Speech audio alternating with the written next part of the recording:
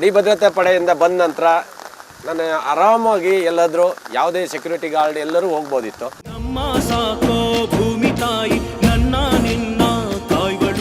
ಕೃಷಿಯಲ್ಲಿ ನನಗೆ ಬೇಕಾದಷ್ಟು ಖುಷಿ ಉಂಟು. ಇತ್ತೀಚಿನ ದಿನಗಳಲ್ಲಿ ಕೃಷಿ ಅಂದರೆ ಸಾಗುವಳಿ ಸಮಸ್ಯೆ, ಸಾಲದ ಬಾಧೆ ಅಂತ ಕೃಷಿಯಿಂದ ವಿಮುಖರಾಗುತ್ತಿರೋರ ಸಂಖ್ಯೆ ಹೆಚ್ಚಾಗ್ತಿದೆ. ಕೇಂದ್ರ ಹಾಗೂ ರಾಜ್ಯ ಸರ್ಕಾರದಲ್ಲಿ ಕೆಲಸ ಮಾಡಿದವರು ನಿವೃತ್ತಿ ಆದಮೇಲೆ ಆರಾಮವಾಗಿರೋಕೆ ಇಷ್ಟಪಡ್ತಾರೆ. ಇನ್ನು ಗಡಿಯಲ್ಲಿ ಹೋರಾಡಿ ಬಂದ ಯೋಧರು ನಿವೃತ್ತಿ ಪಡೆದ ಮೇಲೆ ಕೃಷಿ ಕಾಯಕ ಮಾಡೋದು ತುಂಬಾನೇ ಕಮ್ಮಿ. ಹೀಗಿರುವಾಗ ಎಲ್ಲರಿಗಿಂತ ಭಿನ್ನರೆಂದು ಸಾಧಿಸಿ ತೋರಿಸಿದವರು ಅಚ್ಯುತ್ ನಾಗಪ್ಪ ನಾಯ್ಕ.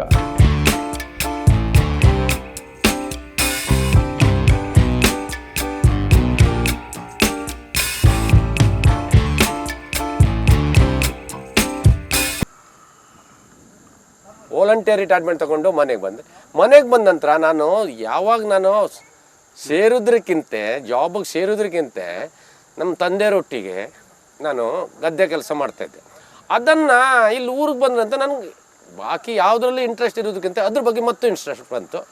ಗದ್ದೆಯಲ್ಲಿ ನಾನು ಗದ್ದೆ ಕೆಲಸ ಮಾಡಬೇಕು ಅಂತ, ಗದ್ದೆ ಏನೋ ತರಕಾರಿ ಈ ವ್ಯವಸಾಯಕ್ಕೆ ಎಲ್ಲ ಟೋಟಲಿ ಹೇಳ್ಬೇಕಂದ್ರೆ ವ್ಯವಸಾಯ ಮಾಡಬೇಕಂತ ವ್ಯವಸಾಯ ನಾನು ಫಸ್ಟ್ ಬಂದಾಗಲೇ ನಾನು ಬಂದ ದಿವಸದಿಂದ ಮಲ್ಲಿಗೆ ಹಾಕಿದ್ದೆ. ಮಲ್ಲಿಗೆಯಿಂದ ನನಗೆ ಆದಾಯ ಬರೋಕ್ಕೆ ಸ್ಟಾರ್ಟ್ ಆಯಿತು. ಹಾಗೆ ಅದನ್ನು ಒಂದು ಸ್ವಲ್ಪ ನಾನು ಮಲ್ಲಿಗೆಯಲ್ಲಿ ತರಕಾರಿ ಹಾಕ್ಲಿ, ಮಲ್ಲಿಗೆ ನೆಕ್ಸ್ಟ್ ಉಳಿದ ಜಾಗದಲ್ಲಿ ತರಕಾರಿ ಹಾಕಿದೆ. ಎಲ್ಲ ಮಲ್ಲಿಗೆ ಹಾಕ್ಕೊಂಡಿದ್ರೆ ಅದರಲ್ಲಿ ಕೆಲಸಗಾರರ ಮೇಲೆ, ಆಳಿನ ಮೇಲೆ, ಕೆಲಸಗಾರರಿಗೆ ನಾವಿಲ್ಲ ಆಳೆ ಅಂತೀವಿ, ಕೆಲಸಗಾರರ ಮೇಲೆ ಡಿಪೆಂಡ್ ಆಗಿರುತ್ತೆ. ಅದಕ್ಕೋಸ್ಕರ ನಾನು ಮಲ್ಲಿಗೆ ಎಲ್ಲ ಹಾಕ್ಲಿಕ್ಕೆ ಹೋಗಲಿಲ್ಲ, ತರಕಾರಿ ಹಾಕ್ಲಿಕ್ಕೆ ಹೋಗಿದೆ. ತರಕಾರಿ ನಾನು ಏನೇ ಕೆಲಸ ಇದರಲ್ಲಿ ಇಷ್ಟು ನಿಮಗೆ ತೋರಿಸಿದ್ರಲ್ಲಿ ಏನೇ ಕೆಲಸ ಇದ್ದರೂ ನಾನೇ ಮಾಡ್ತೀನಿ. ನಾನು ಮತ್ತು ನನ್ನ ಸಂಗಾತಿ, ನನ್ನ ಹೆಂಡತಿನ ನಾವೇ ಇದು ಕೆಲಸ ಮಾಡೋದು. ಕಳೆ ತೆಗೆದು ಹಿಡಿದು ಪ್ರತಿಯೊಂದು ನಾವೇ ಕೆಲಸ ಮಾಡ್ತೀವಿ. ಬಡ ಕುಟುಂಬದಲ್ಲಿ ಜನಿಸಿದ್ದ ಅಚ್ಯುತ್ ನಾಯ್ಕ್ ಇದೀಗ ತಮ್ಮ ಊರಿನ ಆಸುಪಾಸಿನಲ್ಲಿ ಬಂಗಾರದಂಥ ಬೆಳೆ ಬೆಳೆದು ಎಲ್ಲರ ಗಮನ ಸೆಳೆಯುತ್ತಿದ್ದಾರೆ. ಗದ್ದೆ ಕೆಲಸದ ಆಸಕ್ತಿ ಉತ್ತಮ ಬೆಳೆಗೆ ಕಾರಣವಾಗಿದ್ದು ಅದರ ಜೊತೆ ಇವರು ಬೆಳೆದಿದ್ದಾರೆ. ಮಲ್ಲಿಗೆ ಆದರೆ ಎಲ್ಲ ಕೆಲಸ ಮಾಡಲಿಕ್ಕೆ ಆಗೋದಿಲ್ಲ. ಅದಕ್ಕೋಸ್ಕರ ನಾನು ಈ ಕೃಷಿ ಬಗ್ಗೆ ನನಗೆ ಕೃಷಿಯಿಂದಲ್ಲ, ನಾನು ಹೇಳ್ತಾ ಇರೋದು ಕೃಷಿ ಮಾಡಿದೆ ಅಂತನಲ್ಲ, ಕೃಷಿಯಿಂದ ನನಗೆ ಲಾಭನೂ ಉಂಟು. ಲಾಭ ಇರೋದಕ್ಕೋಸ್ಕರನೇ ಆ ಕೆಲಸ ಮಾಡಿದೆ. ಈಗ ನಾನು ಸೌತೆಯಲ್ಲೂ ಲಾಭ ತೆಗಿತೇನೆ, ಇದರಲ್ಲೂ ತೆಗಿತೇನೆ, ಕೆಳಗಡೆ ಭತ್ತದಲ್ಲೂ ಉಂಟು, ನಾನು ಪ್ರತಿಯೊಂದರಲ್ಲೂ ತೆಗಿತೇನೆ. ಎಷ್ಟು ನನಗೆ ಪೆನ್ಷನ್ ಸರ್ಕಾರ ಕೊಡ್ತದೆ, ನಾನು ಸಾಧಾರಣ ಅದಕ್ಕಿಂತ ಜಾಸ್ತಿನೇ ನಾನು ದುಡಿತಾ ಇದ್ದೀನಿ ಅಂತ ನಾನು ಈ ಮೂಲಕ ನಿಮಗೆ ಇದರಿಂದ ಹೇಳ್ಬೋದು. ಈಗ ಟೋಟಲಿ ಯಾವ್ಯಾವ ಬೆಳೆ ಎಷ್ಟೆಷ್ಟು ಜಮೀನಲ್ಲಿ ಬರ್ತದೆ, ಎಷ್ಟೆಷ್ಟು ಭೂಮಿಯಲ್ಲಿ, ಎಷ್ಟು ಎಕರೆ ಹಾಕಿದ್ದು, ಯಾವ್ಯಾವ ಬೆಳೆ ಎಷ್ಟೆಷ್ಟು ಇದೆ? ನಾನು ಈಗ ಗದ್ದೆ ಸಾಧಾರಣ ಒಂದು 25 ಗುಂಟೆಯಲ್ಲಿ ಗದ್ದೆ, 25 ಗುಂಟೆ ಎಲ್ಲ ಒಂದು ಎಕರೆನೇ ಇರ್ಬೋದು. ಗದ್ದೆ ಭತ್ತದ ಗದ್ದೆ ಒಂದು ಎಕರೆ ಇರ್ಬೋದು. ಆಮೇಲೆ ನಾನೀಗ ಸೌತೆ ಹಾಕಿದ್ದು ಸಾಧಾರಣ ಒಂದು 15 ಗುಂಟೆ ಇರ್ಬೋದು. ಬೆಂಡೆ ಹಾಕಿದ್ದು ಒಂದು 5ರಿಂದ 10 ಗುಂಟೆ ಇರ್ಬೋದು. ಮಲ್ಲಿಗೆ ಒಂದು 10 ಗುಂಟೆ ಇರ್ಬೋದು.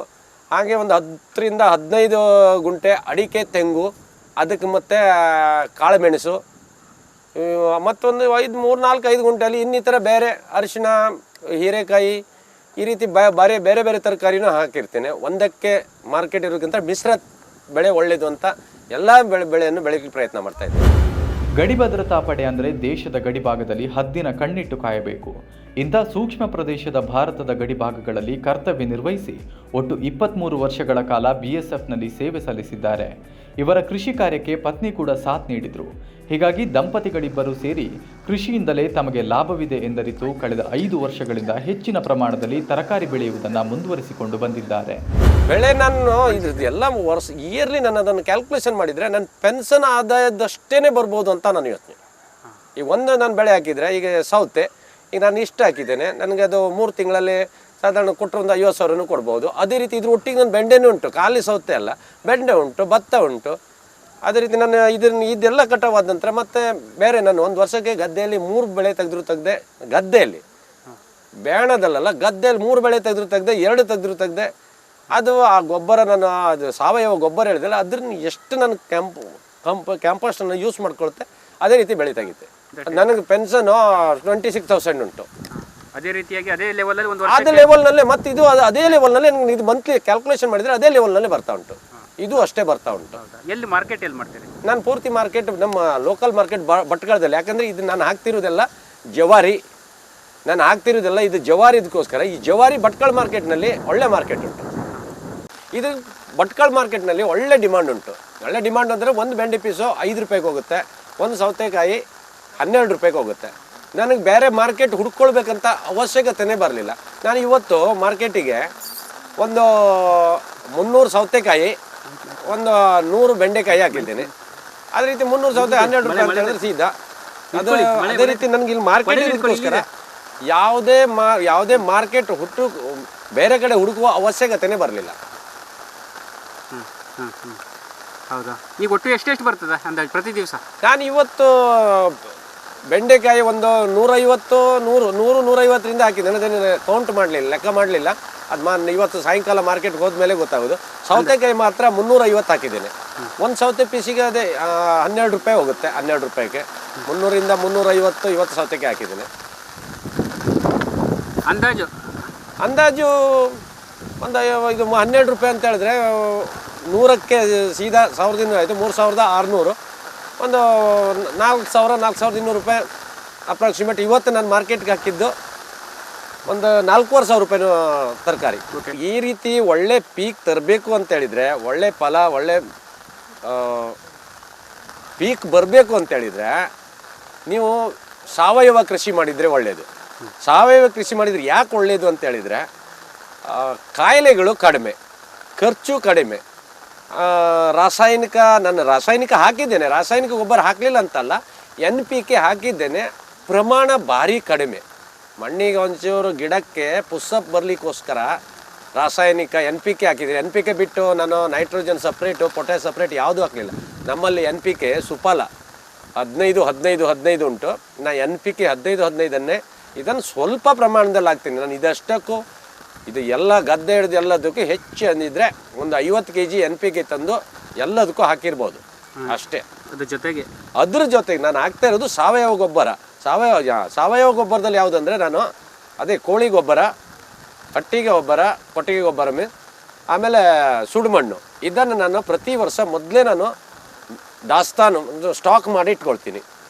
ಅದರಿಂದನೇ ನಾನು ಈಗ ಈ ಗಿಡ ಈಗ ನಿಮಗೆ ತೋರಿಸಿದಂಥ ಗಿಡ ಉಂಟು, ಇದು ಇನ್ನೊಂದು 15ರಿಂದ 20 ದಿನದಲ್ಲಿ ಇದು ಲಾಸ್ಟ್ ಆಗ್ತದೆ. ನಾನು ವಾಪಸ್ ಇದಕ್ಕೆ ಅದೇ ಇದರಲ್ಲಿ ಮೇಡ್ ಬೈಣ ಅಂತೀವಿ, ಅದರಲ್ಲಿ ನಾವು ಇದೇ ಗಿಡನ, ಈ ಹಸಿರು ಗಿಡನೇ ಅದರಲ್ಲಿ ಮುಚ್ಚಿ ಆಮೇಲೆ ಅದ್ರ ಮೇಲೆ ಕೋಳಿ ಗೊಬ್ಬರ ಹಾಕಿ, ಹಟ್ಟಿ ಗೊಬ್ಬರ ಹಾಕಿ ಅದನ್ನು ಮಣ್ಣು ಮುಚ್ಚಿ ಅದ್ರ ಮೇಲೆ ಗಿಡ ಹಾಕ್ತೀನಿ.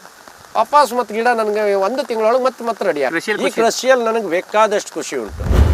ಹಡೀನ ಗ್ರಾಮದ ತಮ್ಮ ಮನೆಯ ಸುತ್ತಮುತ್ತ ಉತ್ತಮವಾಗಿ ನೀರಿನ ಸೆಲೆ ಇದೆ.